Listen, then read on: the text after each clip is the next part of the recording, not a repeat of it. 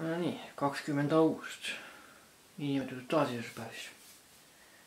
Kuigi sellest iseseisvus pole minu arvates mitte midagi enam veel. Eile siis tuli uus, et järgmine nädal hakkab jälle see maski jama pihta.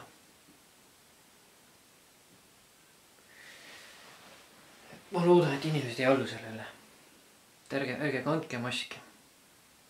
Kui te ei taha kanda, siis ärge kandke maski. Tuleb lõpuks vastu ka hakata selle jamale.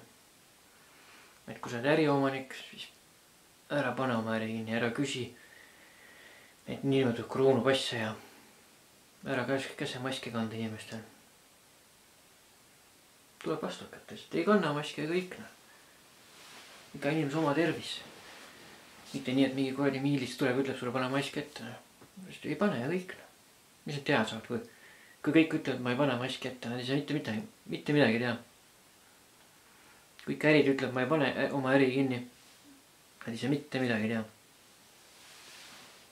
Hakkab kõige trahvi räägima. Ei tõusu neid, siis ärge makske neid trahve. Saadke pikalt sinna, viisakalt sinna pimedasse kohta, kui päike ei paista.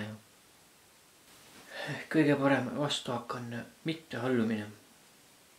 Ehk siis ära kanna maske, ära pane oma äri kinni, ära küsi inimestelt niinimetatud koroonapassi, kui teil on oma äri. Ära käse klientidel maske kanda. Ja nii edasi. See türannia tuleb lõpuks lõpp teha. Kaua nad ülbitsevad seal, kui Riigikogus kuidagi kiiged ja kes seal iganes veel on. Tuleb maksma panna inimest lõpuks. Need psühhopaatist türannid tuleb maksma panna ja vaktsineeritud inimesed, kas te nüüd saate aru, et teile on valetatud. Teile öeldi, et tehke süst ära, enam maski kandma ei pea, saate rohkem vabadusi ja nii edasi. No mis nüüd siis?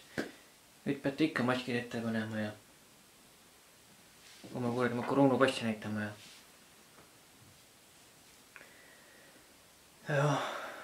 no ei ole Eesti enam vaba ju. Taasiseseisvumine, kõik on korra niimoodi.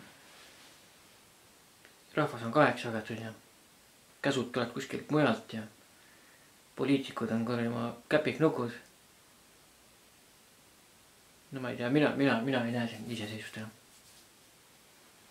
No ei ole. Istume jälle liidus, kus mis käseb ja ähverdab ja kui vaja, siis ka karistab ja